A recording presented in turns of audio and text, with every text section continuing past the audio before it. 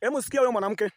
Okay, basi tuongelee, unakataa kuwa wewe haudangi au sio? Nataka uniambie, mwanaume akitokea sasa hivi au mwanaume akitaka kukuoa, mahari yako wewe ni pesa kiasi gani? Nishasema mara 100, mara 200. Lazima anifuate mara 200. Mimi mahari yangu itakuwa official 300 million. Milioni 300. Yaani hapo ananichukua mimi, lakini ndo sifui babu.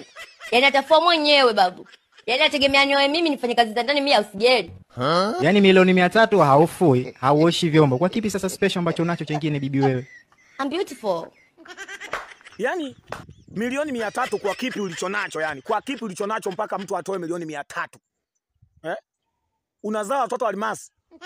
Unazaa watoto Tanzanite, ni dhahabu au watoto unaozaa. Kwanza unabikra au unalopoka tu hapo. Hakuna mwanamke anaogopeka kama mwanamke ambaye hajaolewa alafu anabikra. Huyo mwanamke anaheshimiwa sana, anaogopeka. Mpaka yenyewe nchi na ardhi vinamuogopa huyo mwanamke. Lakini wewe kama huna bikra na hujaolewa, wewe ni malaya tu na utuambii kitu. Hujaolewa una bikra, wewe ni malaya. Ushakumaliza. Huna hata bikra tuambia milioni 300. Yaani kuna wauni wamekukojolea, wamekutumia, wamekumpaka, wamekudampo. Alafu eti tuambie milioni 300, sijui milioni 10. Yaani wewe hata 500 hutoi kudadeki na utuambii kitu. Wanawake wengi mnajivunia urembo, mapambo. Mkitoa kope, mkitoa mkiacha kujipodoa mkabaki na sura zenu original ambazo umepewa na Mungu. Hamna maajabu yoyote. Mnajivunia urembo tu ambao mpaka mkufuru Mungu ndo mtoke. Lakini mkitoka kama mlivyoumbwa, dunia itaona mengi. Alafu mnatoka eti mnajivunia kwa sababu ya huo urembo. Eti alafu milioni 300, hapo sipiki. Hapo sifui babu. Kama kuna mwanaume yoyote ameoa mwanamke ambaye hafui, hapiki, hafanyi kazi za ndani, kazi yake ni kuchezea simu na kupiga misele kwenda kwa marafiki, huyo mwanaume hana mke, ameoa malaya, ameoa kahaba.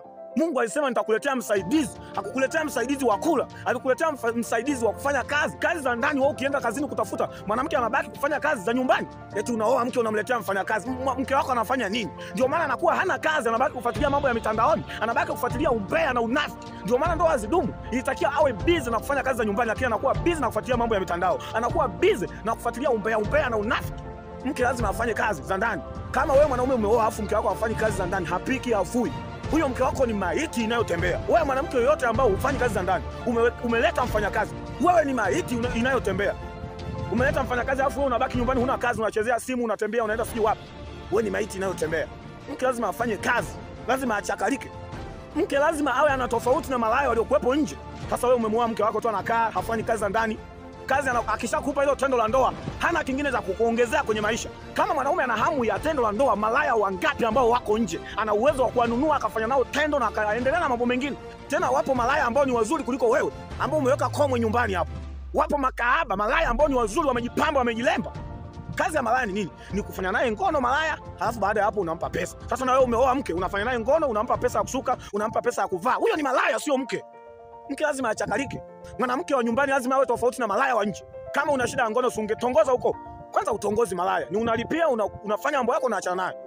Sasa wewe mwanamke umekaa umeweka komo nyumbani eti sifanye kazi za ndani, sifui. Huna tofauti na malaya.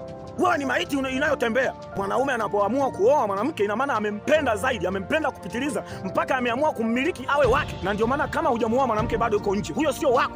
Ni mali ya wanaume wote, lakini anapoamua kumuoa mwanamke, mwanaume amempenda kupitiliza. Wapo wanawake wangapi ambao wako nje wana mashepu, wana sura, wanavutia, lakini kawaacha akakuoa wewe. Alafu unaingia kwenye ndoa unaanza kuleta kiburi, unaanza kuleta dharau. Unaachwa.